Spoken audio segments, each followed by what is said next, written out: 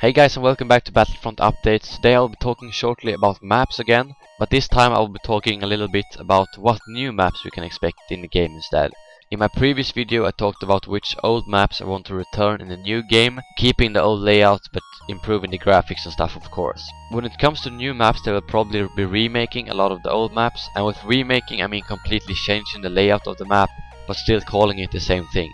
That's a bit like they did with a few maps from Battlefront 1 to Battlefront 2, such as Geonosis and Kashyyyk Docks. Both of those maps had a complete layout makeover between the two games. So that is my guess when it comes to the most of the maps they will be creating.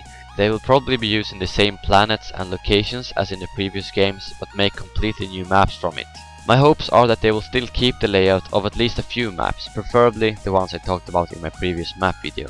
And then we can always speculate which completely new maps we might expect, from places in the Star Wars universe that wasn't touched in the previous games. I can't actually come up with any in my head, as I'm not really a hardcore Star Wars fan.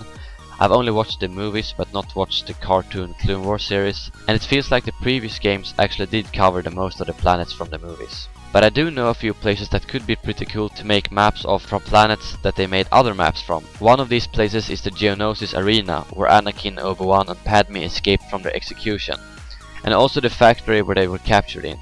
I think both of those locations could make some pretty cool maps with some unique features, and maybe they could actually add those monsters that was in the execution to make it a bit more interesting.